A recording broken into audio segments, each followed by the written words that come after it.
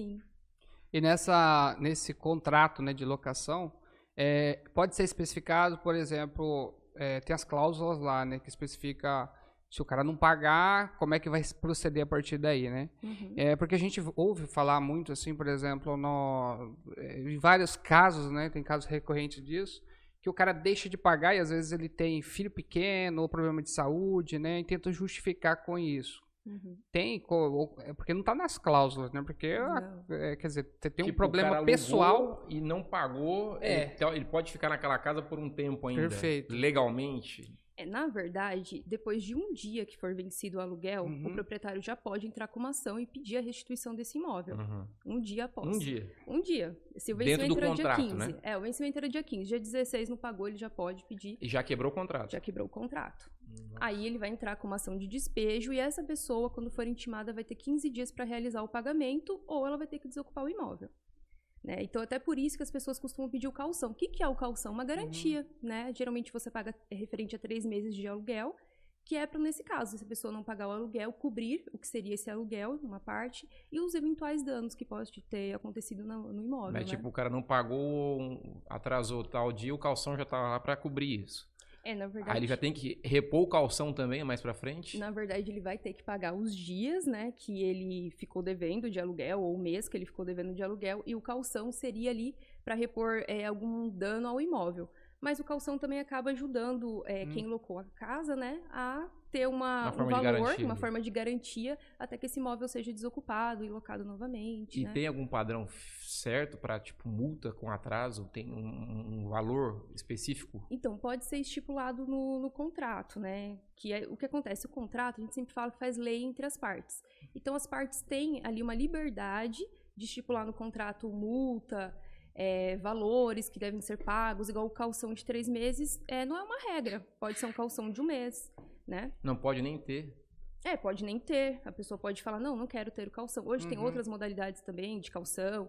Tem o fiador também, que é uma opção. Esse é complexo. Essa é a bucha, né, cara? Essa é bucha. Isso é só pra pai, assim, no máximo. No máximo, No né? máximo, porque eu vou falar pra você, fiador é onde você vê que o cara vê quem que é amigo e quem não é mesmo, né? Porque Pois ali... Porque é uma obrigação que você não consegue depois se eximir. Né? Depois, você pode pedir para sair como fiador do contrato, mas isso demora mais 30 dias.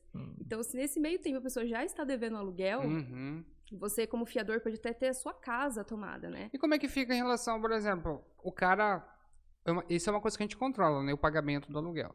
Mas, por exemplo, o cara alugou a casa, ele passa a conta de luz e água para o nome dele, correto?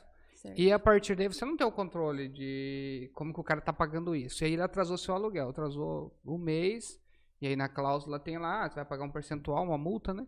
E aí no segundo mês, aí quebra o contrato, sai fora da casa e ficou, sei lá, tinha 3 meses de água ou luz atrasado. Como é que fica isso? Então, geralmente nos contratos são estipulados que as pessoas têm que arcar com luz e água e apresentar os comprovantes de baixa quando entrega o imóvel. Sim. Geralmente é dessa forma. Claro, caso não aconteça isso, você que alugou a casa tem todo o direito de entrar, né, com uma ação contra essa pessoa para restituir esses valores. Porque você vai ter que pagar depois, não né? Não tem conversa. Porque às vezes o cara loca a casa, aí, pô, tô falando de situações aí que às vezes a pessoa loca a casa por 700, 600, 500 reais. Isso acontece muito, né? E a pessoa loca a casa... Deixa uma conta de água e luz lá de 2 pau pro cara pagar. E às vezes a pessoa também tá contando com aquela renda, né? Como é que ela faz para ligar água e luz para o outro contratante, né? O outro locatário. Eu achava que quando você complexo. loca, você transferia a conta pro nome do cara que tá locando. Mas não é uma regra. Né? Não é uma regra. Não é uma regra. Tá aí uma coisa interessante para pôr num contrato, por exemplo. Sim, Vou alugar a casa para você, só que você tem que colocar... E aí, se você não pagar ou não, amanhã você saindo, eu já automaticamente consigo ter água e luz normal, porque a dívida tá no seu nome. Pior que não. Esse que tá o problemático. Olha aí, porque é do lugar, né? Isso, ela é vinculada ao imóvel. Nossa, então é uma bucha mesmo. O que a pessoa consegue fazer é parcelar, né? Mas é muito importante ter, sim, essa previsão no contrato. E que a pessoa, ao deixar o imóvel, além de você verificar tudo, que, né, se teve algum dano ou não ao patrimônio, também que a pessoa apresente as baixas, né? Da empresa de água, de energia.